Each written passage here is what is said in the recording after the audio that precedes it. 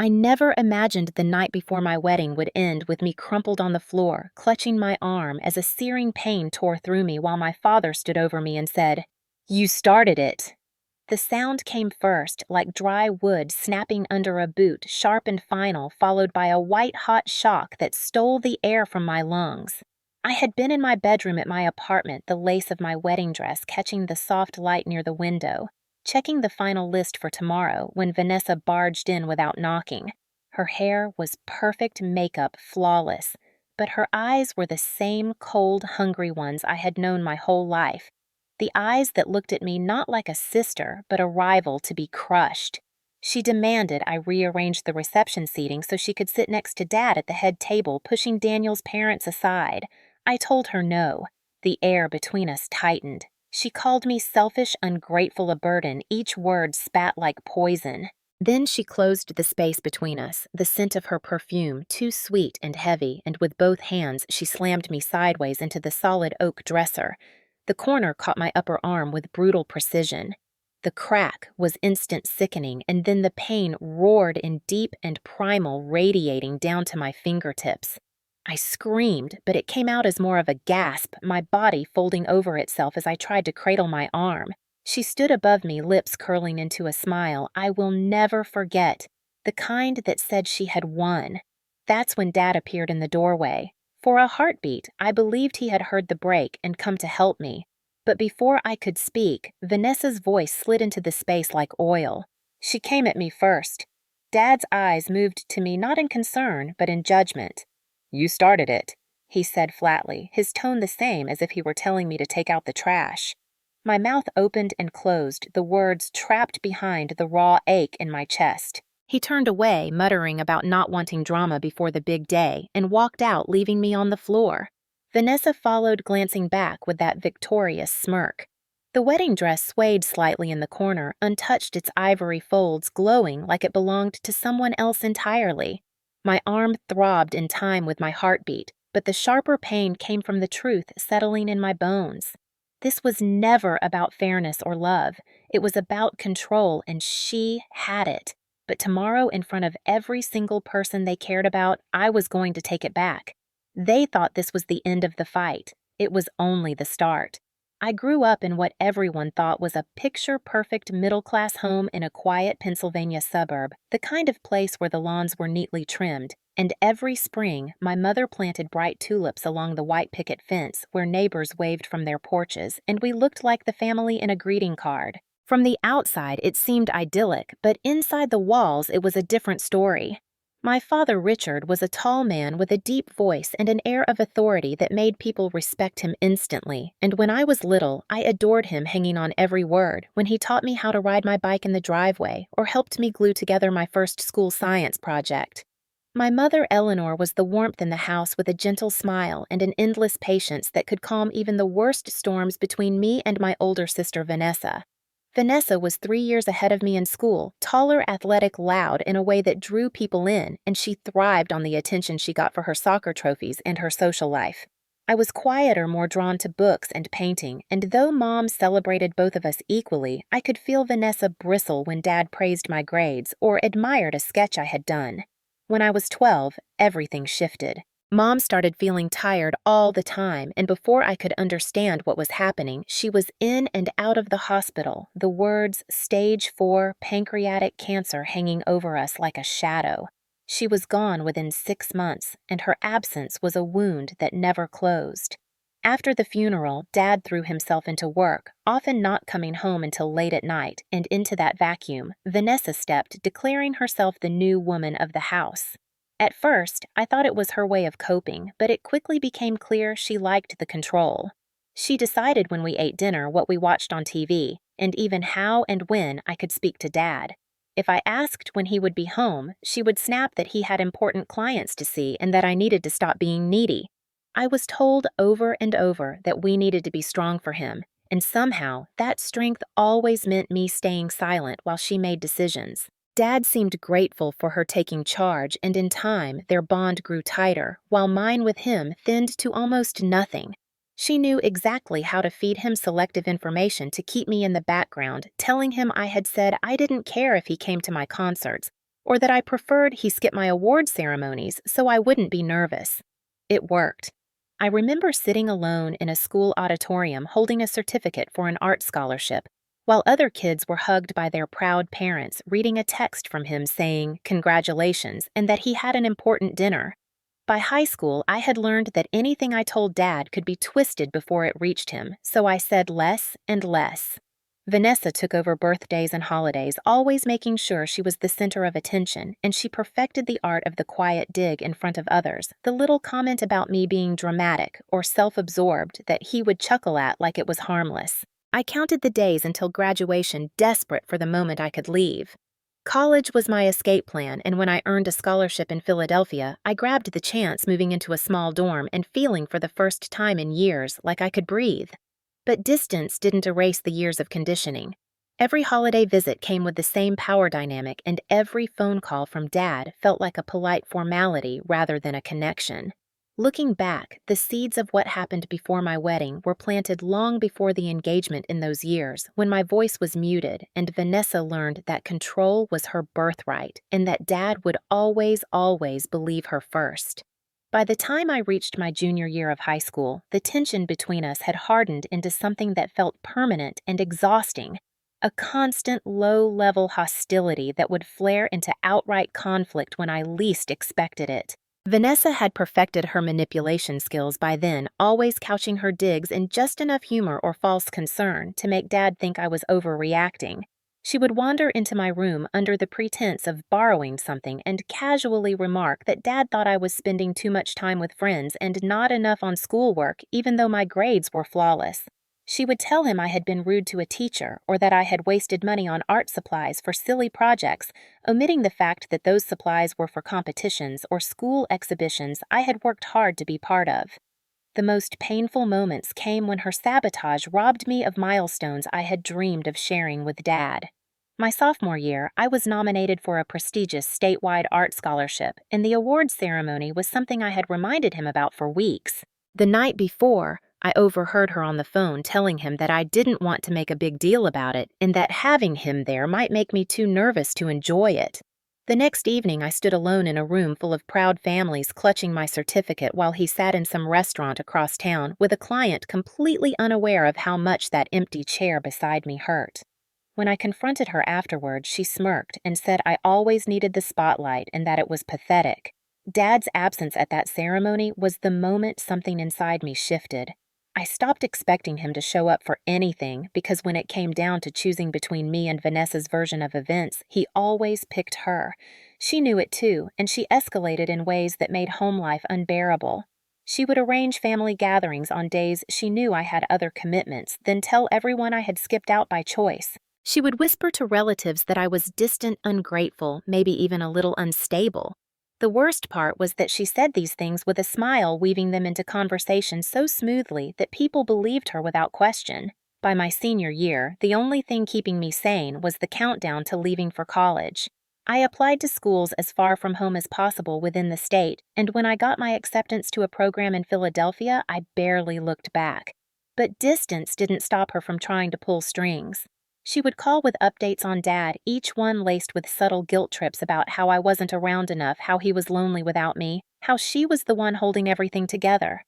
Dad parroted her lines back to me in our rare conversations, and it became clear she was still the gatekeeper to our relationship.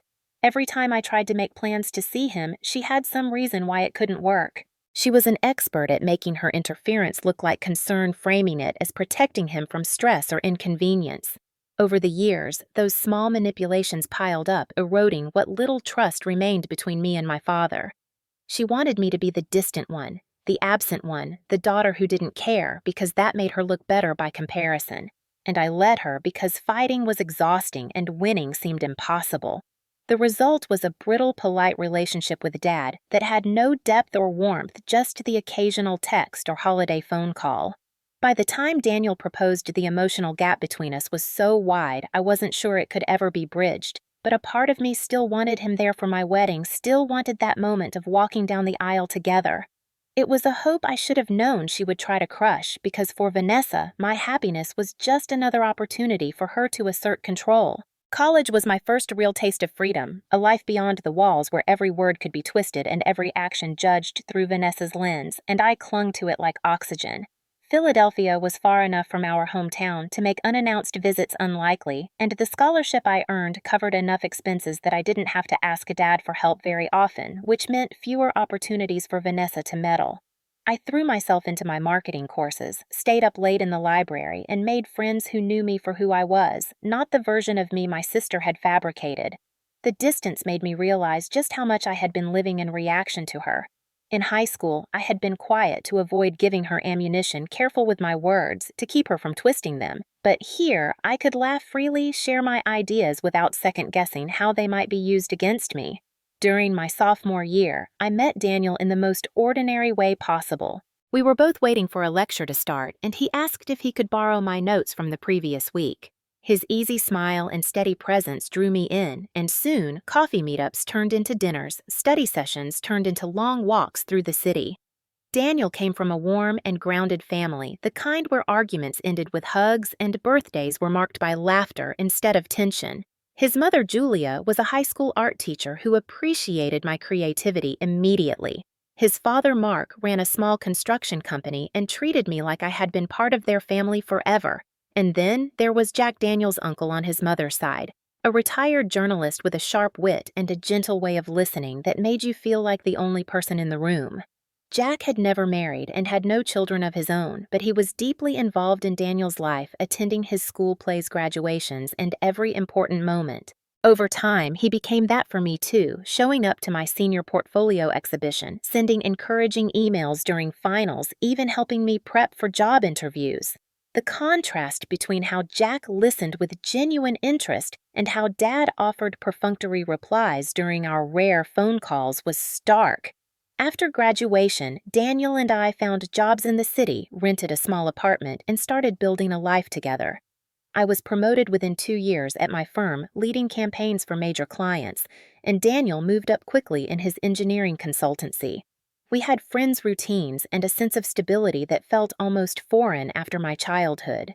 Vanessa was still in the background working in real estate in our hometown, occasionally sending texts that were laced with subtle reminders of her closeness to Dad.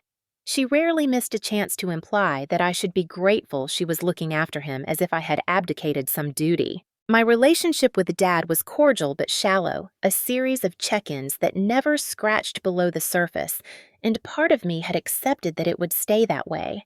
Still, the idea of him walking me down the aisle one day lingered quietly in the back of my mind. I told myself it was a symbolic gesture, a bridge we could cross just for that one moment, a way to reclaim something I had lost a long time ago. It was a fragile hope, one I didn't dare voice aloud, but it was there waiting until the day Daniel proposed, and everything about that dream was thrown into jeopardy. Daniel proposed on a crisp autumn evening, the city lights reflecting off the river as we walked along the waterfront after dinner, and when he knelt and opened the small velvet box with a simple but elegant ring, I said yes before he could finish his sentence. We celebrated with champagne at our favorite little Italian place, and for one night, I let myself believe nothing could tarnish this happiness. The next morning, we called our families, and while Daniel's parents reacted with joy and plans for a family gathering to toast us, my father's voice was warm but restrained, congratulating us and asking if we had set a date yet. Vanessa's text arrived a few hours later, a flood of exclamation points and sugary words that felt hollow her enthusiasm, just a little too forced. We decided on a June wedding the following year, choosing an outdoor venue just outside the city with gardens that would be in full bloom. I sent save-the-date cards 8 months ahead, determined to make it easy for everyone to plan. When I asked Dad if he would walk me down the aisle, there was a pause long enough for me to think he might refuse, but then he said he would be honored. That one sentence lit up a part of me I thought had gone dark. Maybe, just maybe, this wedding could be a chance to mend something between us. As the months went on, Daniel's family threw themselves into helping. Julia came with me to dress fittings, her eyes misting when I stepped out in the lace gown I had chosen. Mark offered to build custom wooden signs for the ceremony, and Jack promised he would be there early on the big day to help with anything we needed. My father confirmed his plans to attend during a few brief phone calls, though he never asked about the details. Vanessa declined to be a bridesmaid, citing her busy work schedule, but assured me she would be there. It was around the 5-month mark that I noticed her social media posts about planning a big event. At first, I thought it was work-related, maybe an open house or a client appreciation party, but the timing made me uneasy. When I asked her directly, she brushed it off, saying it was nothing I needed to worry about. The posts continued vague references to venue visits and catering tastings, always mentioning June without naming a specific date. I pushed the unease aside, focusing on seating charts, playlists, and menu tastings. By 3 months before the wedding, everything was in place, and then the call came. Vanessa's voice was sweet as syrup as she told me she was hosting a career celebration for herself on June 15th, the exact date of my wedding. She insisted it was a coincidence that her event would be in the morning and end before my ceremony at 4, ignoring the fact that her venue was nearly 2 hours away. When I reminded her that Dad was supposed to walk me down the aisle, she breezily said he could attend both and that he was proud of her achievement. My stomach dropped because I knew exactly what she was doing, creating a conflict that would force him to choose. I called Dad immediately, hoping he would see through it, but he said these events were important and he would make it work. Still, in the weeks that followed, he began asking if I could push the ceremony back or skip the pre-wedding photos, and I could hear the uncertainty in his voice. The knot in my chest tightened with each conversation, the fragile hope I had been holding starting to splinter under the weight of old patterns I had tried so hard to forget. The day before the wedding began with a list of small tasks, a morning coffee run with my maid of honor, and the sense of nervous excitement I had been feeling for weeks, the kind that made even the smallest details seem precious. My dress was hanging in its garment bag by the window. The bouquet ordered the welcome bags for out-of-town guests neatly stacked in the corner. Daniel was across town finalizing some last-minute arrangements with the groomsmen, and I had the apartment to myself, music playing softly as I went through the seating chart one more time. It was just after lunch when the knock came sharp and fast, followed by the unmistakable sound of my sister's voice calling my name. I opened the door to find Vanessa standing there in a crisp blouse and tailored pants, hair styled like she was about to host a press conference, her smile tight and false. She stepped inside without waiting to be invited, glancing around like she owned the place.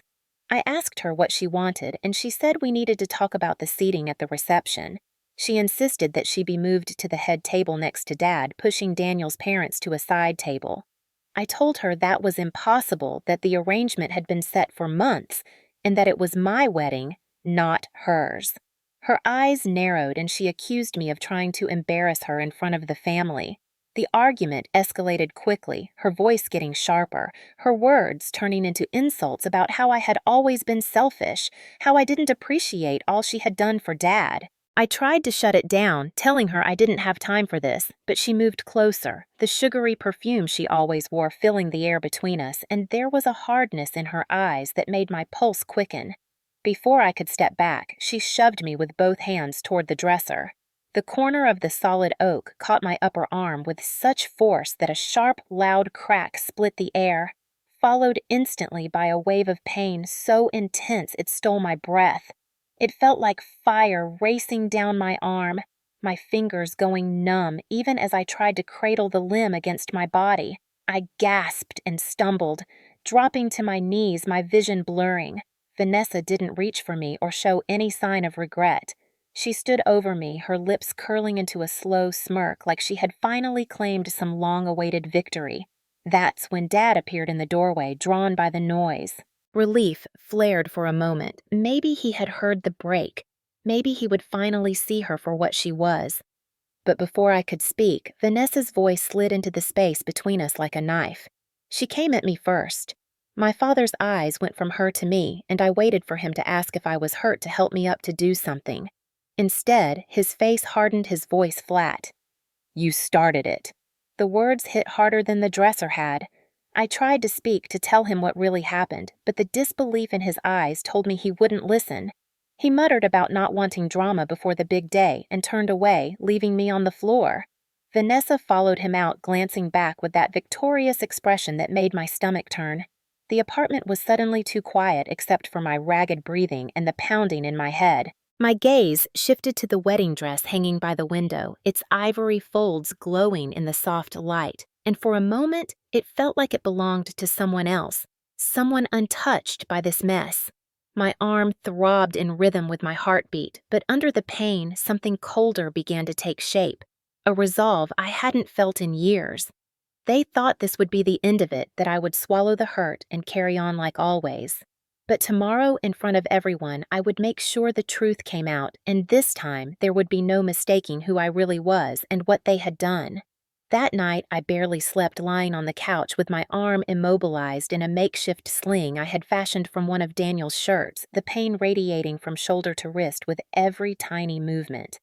I could have gone to the ER, but I knew it would mean questions forms and possibly delaying the wedding.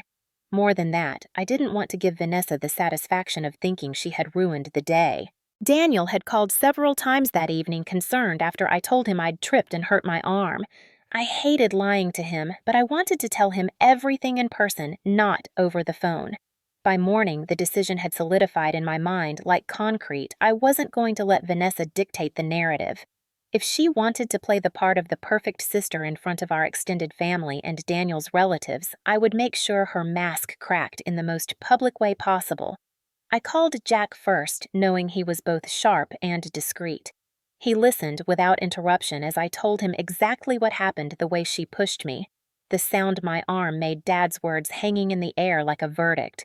When I finished, there was a long pause before Jack spoke, his voice steady, but edged with something like restrained anger.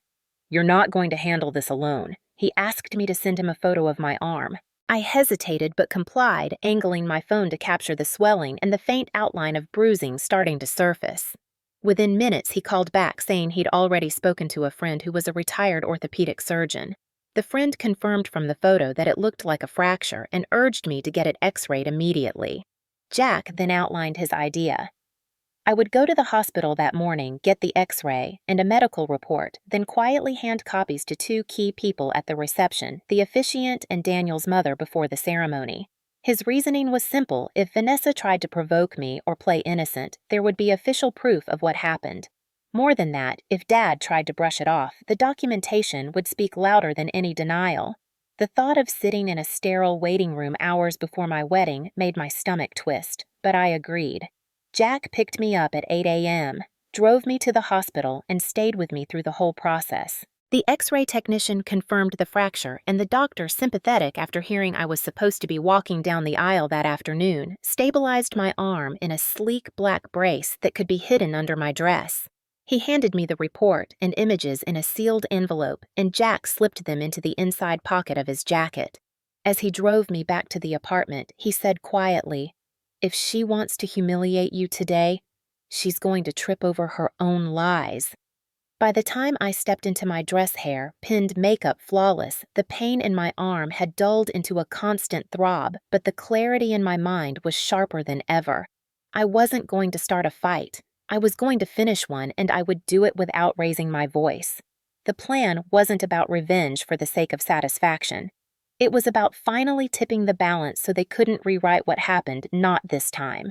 When the car pulled up to the church, Jack helped me out and gave my hand a firm squeeze. "Remember, you hold the truth now. Let her be the one to destroy herself." The church was already buzzing when I stepped inside, the air thick with perfume chatter and the faint scent of flowers from the arrangements lining the aisle. Guests turned to look at me, smiles blooming, phones discreetly snapping photos. Vanessa stood near the front, her dress a little too glittering for a guest, her smile aimed like a weapon. Dad hovered beside her, adjusting his tie, and for a moment I wondered if they had been sharing a joke at my expense. Daniel's mother spotted me first, crossing the room quickly with genuine warmth in her eyes. I leaned in to greet her, and in the motion slipped the sealed envelope into her hands, whispering softly that it contained something she needed to see before the reception. Her brows knit in brief confusion, but she tucked it into her clutch without a word. Then I caught the officiant near the altar and asked for a moment alone, handing him the second envelope. I told him in the calmest voice I could manage that if any drama erupted during the ceremony or afterward, he should open it immediately. His expression shifted to something sober, and he nodded, understanding more than I had said. The music started for the processional, and Dad approached to take my arm. His eyes flicked briefly to the brace hidden under the lace of my sleeve, then back to my face. We walked together down the aisle, the weight of his hand on mine, both familiar and foreign, but I felt nothing except the beat of my heart counting down to what was coming.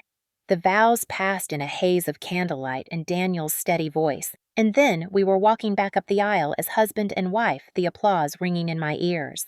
The reception was where it truly began. Vanessa made her move early, clinking her glass to get everyone's attention during dinner. She launched into a toast about family, about sisterhood, about how she had always been my biggest supporter, her tone dripping with false affection. I let her finish, even raised my glass in acknowledgement, then glanced toward Daniel's mother. She nodded almost imperceptibly and rose from her chair, clearing her throat. In a voice that carried easily over the room, she said she had something important to share before the night went on. She opened the envelope and read aloud the medical report stating plainly that I had sustained a fracture to my arm less than 24 hours before the wedding and that it had been caused by another person. Murmurs rippled through the crowd, eyes darting between me, Vanessa, and Dad. Daniel's mother didn't name names, but the implication hung in the air like a storm cloud. Vanessa's face paled, then flushed a blotchy red, her mouth opening and closing without sound. Dad stood slowly, his chair scraping the floor, but whatever he meant to say was drowned out by the rising noise in the room. Someone near the back muttered, "So she's the reason you were hiding your arm," and another voice asked if this was why you were late to the rehearsal dinner. Vanessa stammered about accidents, about misunderstandings, but the words fell flat against the cold authority of the report. The officiant stepped forward, then holding his own envelope aloft, and confirmed that he too had been given documentation in case anything disrupted the ceremony. The combined weight of the two sources was undeniable, and the room shifted perceptibly, support moving toward me like a tide. Daniel took my hand in his, lifting it gently to show the brace, and said to the room that no one should ever have to start their marriage carrying the scars of violence from the people who claim to love them. The applause that followed wasn't for the wedding anymore. It was for the truth being laid bare. Vanessa pushed back from the table, muttering about being humiliated, and stalked out, Dad following after her without meeting my eyes. The doors closed behind them, and for the first time in years, I felt the air clear. In the weeks after the wedding, the fallout spread through our family like a slow-moving wildfire, consuming every carefully constructed lie and excuse Vanessa and Dad had relied on for years.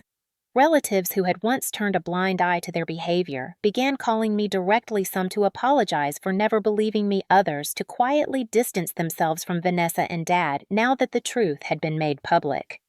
Daniel's family closed ranks around us, offering practical help as well as emotional support, and for the first time I felt what it was like to have a network that didn't come with strings attached. Vanessa tried to salvage her reputation, posting carefully staged photos on social media of her with friends at charity events and even hinting that her absence from family gatherings was by her own choice.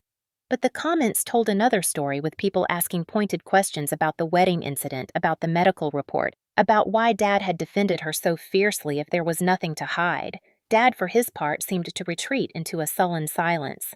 I heard from an aunt that he had stopped attending certain family functions to avoid the inevitable conversations. There were whispers about financial troubles, about deals he had counted on that were now slipping away because people no longer trusted his judgment. The professional damage to Vanessa was more immediate. She worked in event planning, and word traveled fast in her industry. Several clients pulled out of contracts, unwilling to associate their celebrations with someone whose name was linked to assault allegations. One particularly public cancellation came from a local charity gala, and the organizer didn't hesitate to state in an interview that they couldn't have someone with a cloud of violence over them representing their event. Watching from a distance, I didn't feel the satisfaction I thought I would. It was more a steady, grounded sense of justice finally catching up, a reminder that I didn't have to lift a finger now. The truth was doing the work for me. Daniel and I settled into married life with a quiet determination to build something entirely separate from the dysfunction I had grown up with. I kept my job, but also started taking on freelance projects, using the extra income to put a down payment on a small house. It was modest, but it was ours, and it represented something more than a physical space. It was proof that I could create stability without relying on people who had only ever offered conditional support. Occasionally, I would get a message from someone in the extended family asking if things between Vanessa and me could ever be repaired. My answer was always the same. Forgiveness was possible, but trust was gone for good. That boundary was non-negotiable. The more I reinforced it, the easier it became to breathe. The legal side of the situation moved slowly, but it didn't stop. The medical report paired with witness statements from the wedding formed a case strong enough that Vanessa eventually agreed to a settlement rather than risk a formal court ruling. Part of the agreement required her to issue a written apology, which I received in the mail months later. It was stiff, clearly written under legal advice, and full of phrases like regret the incident and wish you well, but seeing it in black and white was still a small victory. I kept it in a folder, not because it meant anything emotionally, but as a tangible marker of a chapter closed. As for Dad, our relationship remained frozen. He never apologized, never acknowledged that siding with Vanessa had been wrong. That silence said more than any argument could. In the end, the wedding had been both a beginning and an ending. I had walked into it carrying years of pain, and I had walked out having placed that pain squarely where it belonged in the light for everyone to see. And that was something no one, not even my sister or my father, could take back. Consequences did not explode all at once. They arrived like tides that never receded, each wave stripping away the cover stories until there was nothing left but what people had done and what they had refused to see. The first wave was professional. Vanessa's biggest client terminated their contract citing reputational risk, and 2 venues placed her on an informal, do not recommend list after the charity gala withdrawal was picked up by a local lifestyle blog. She tried to spin it as a temporary step back for wellness, but former clients compared notes, and the picture that formed was not stress, it was volatility paired with a mean streak. The second wave was social. In our family group chats, the tone shifted from polite deference to cautious distance. Invitations that once assumed her attendance now arrived without her name. My aunt, who had always sung Vanessa's praises, called me to say she had reviewed the medical report again, that she had spoken to guests who watched Vanessa's toast, followed by Daniel's mother reading the diagnosis, and that she could no longer pretend nothing happened. Relatives who had tutted about family unity began using new words like safety and accountability.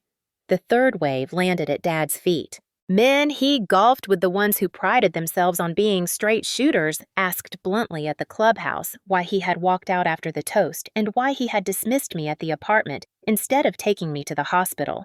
He did not answer them because there was no answer that made him look like the father he believed himself to be.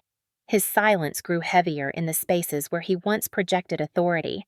When he finally called me weeks later, he did not offer an apology. He asked whether this was going to be a legal mess for Vanessa. I told him that decision was no longer his to influence, and that any conversation with me would begin and end with acknowledgement of what he had seen and what he had chosen to say. He did not call again. Meanwhile, accountability took practical form. On my doctor's advice, I documented the injury and filed a police report, not to dramatize the wedding, but to protect the next version of me who might be standing in Vanessa's path. The detective was matter-of-fact, explaining that outcomes vary, that sometimes a well-documented report is what stops a pattern from repeating. When Vanessa's attorney reached out, Jack handled the logistics like a seasoned editor, assembling a story from proof, not opinions. The settlement came with a written admission that an altercation occurred and that my injury resulted from her actions.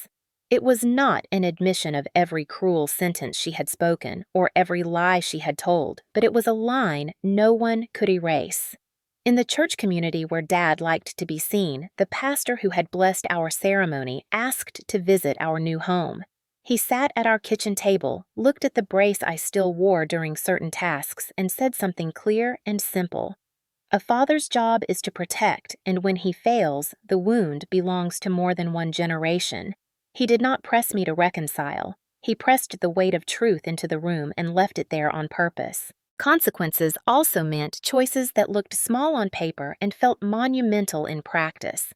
I blocked Vanessa's number and created a single email address for any required legal or logistical contact that Jack monitored on my behalf. I left Dad off the short list for house keys and emergency contacts. I told myself these were not punishments. They were guardrails, and with the guardrails came quiet gains I could measure. I slept through the night without rehearsal of old arguments. I stopped rehearsing speeches for people who had never listened. I learned to enjoy silence without bracing for a door to slam. Neighbors in our new street waved, and I waved back without flinching. Daniel and I planted a small herb garden and laughed the first time we oversalted the sauce. Consequences also reached forward. At work, when a younger colleague confided that her brother had bruised her and their mother told her not to make a scene, I did not give her platitudes. I shared the number for a local hotline and told her she deserved safety without footnotes. She cried into her coffee, then she called, and later she thanked me with a note that said, "You made it easier to breathe." That was the consequence that mattered most to me, the proof that public truth can turn into private oxygen. In the end, the wedding did not just reveal what Vanessa did. It revealed the structures that had allowed it, and those structures, once exposed to daylight, began to fail. That failure was not tragic. It was overdue. Looking back now, I understand that the moment my sister's hand connected with my arm and the bone gave way, something far more permanent than the fracture broke inside me. It was the illusion that family meant unconditional love. For years, I had twisted myself into the shape they needed me to be, hoping that if I was careful enough, quiet enough, loyal enough, they would protect me in the moments that mattered. Instead, my father's voice saying "you started it" rang louder than my own pain. That clarity hurt, but it also freed me. In the months after the wedding, I rebuilt not just my physical strength, but my framework for what I would and would not accept. The brace came off, but the boundaries stayed. I realized that the smartest form of rebellion against a controlling family is not a dramatic outburst. It is the quiet refusal to give them access to the places where they can hurt you again. That meant my home, my plans, my milestones. They belonged to me and Daniel and to the friends we chose, not to the people who measured every gift by what it would buy them in return. It also meant that when the chance for revenge appeared, I took it in a form they could not dismiss as spite. I told the truth where it mattered most to the people they valued. At the wedding, it had been Daniel's mother reading the medical report, but afterward, it was every quiet conversation with a family friend, every forward of the police report to someone who had been fed a lie every time I answered a question with the unembellished facts. That steady drip was more powerful than any single confrontation. I did not need to scream. The evidence did it for me, and I learned that justice is not always about courtrooms or public humiliation.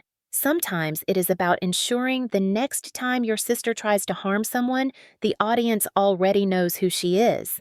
For Dad, the consequence was a slow erosion of the authority he had used to shield her. For Vanessa, it was the knowledge that she no longer controlled the narrative. And for me, the reward was not watching them fall, but watching myself stand without their permission. The final piece of this journey was accepting that closure was not going to come from them. There would be no heartfelt apology, no sudden moment of self-awareness. Closure came the day I stopped checking my phone for messages that would never arrive, the day I could pass their names in conversation and feel nothing sharp catch in my chest. That day, I realized, was also the first day I could picture my future without the shadow of their approval. Daniel and I have made new traditions. On our first anniversary, we hosted a dinner with the people who had stood by us through everything: friends who had driven me to appointments, colleagues who had covered my shifts, neighbors who had brought casseroles when I could not cook. We toasted not the pain, but the distance we had traveled since. And as I looked around the table, I saw a family I had chosen, one that understood love as protection, not possession. If someone asked me now whether I regret telling the truth, I would say no without hesitation. The truth cost me the illusion of a family I thought I had, but it gave me the reality of a life I could trust. And if my story reaches someone still standing in a room where their pain is being minimized, I hope it tells them this: you do not have to wait for permission to leave. You do not have to carry their version of events. You can put your story in the light, and the ones who matter will not look away. In the end, the wedding was not the happiest day of my life, but it was the most honest. And sometimes honesty is the first brick in a home that will never need rebuilding. If there is one thing I want anyone listening to take away from my story, it is that survival is not just about getting through the moment of impact, it is about what you build afterward. People romanticize resilience as if it is some unshakable trait you either have or you do not. But the truth is, resilience is built in the quiet and the unglamorous repetitions of showing up for yourself when the people you expected to show up never do. I learned this after my sister broke my arm before my wedding and my father told me I started it. At first, I thought resilience would look like standing in front of them and demanding they admit what they had done. I pictured confrontations that ended with their shame and my vindication. But as the weeks passed and no apology came, I saw that the real victory was in creating a life where their approval meant nothing. That meant small daily choices saying no without guilt when a relative tried to mediate on their behalf, investing my energy into friendships that gave more than they took, and making plans without considering how to spin them for family gossip. It meant learning that my voice did not need their echo to matter. For those who are in a similar position, maybe your own family has dismissed your pain or twisted the truth to protect someone who hurt you. I want you to hear this clearly. You are not dramatic for wanting safety. You are not ungrateful for setting boundaries, and you are not obligated to let the people who broke you be the ones to decide when you are healed. The public revenge at my wedding was not about humiliation for its own sake. It was about refusing to let them write my story in my absence. When Daniel's mother read my medical report to that room full of people, it was not just for me. It was for every time Vanessa had hidden behind charm, and Dad had hidden behind authority to silence someone smaller, weaker, or simply less favored. It was proof that there is power in truth when it is spoken to the right audience. And here is something else I learned. Consequences ripple outward in ways you cannot predict. Months later, I got an email from a cousin I barely knew. She told me she had ended her engagement after recognizing her fiancé's temper in the way Vanessa had been described. She thanked me for not staying quiet, for showing her that walking away before the damage is permanent is not cowardice, it is wisdom. That message reminded me that your story does not just belong to you. Once it is told, it becomes a lifeline for someone else. I will not pretend that cutting off family is easy. There are days when nostalgia tries to rewrite history, when old photos make you question whether it was really that bad. On those days, I look at the scar on my arm and remember not just the break, but the sentence that followed "you started it." And I remind myself that love does not sound like that. If you are listening to this and you are still in the middle of it, still trying to decide whether you are allowed to step back, let me be the voice that says yes. Yes, you are allowed. Yes, it will hurt. And yes, you will survive it. The life you build afterward may be smaller at first, but it will be yours. One day, you will stand in a kitchen or a garden or a quiet street in a town that feels like home, and you will realize you have not thought about them in weeks. That is the moment you will know you have won. Not because they fell, but because you rose and you did it without them. That is the kind of revenge no one can take back.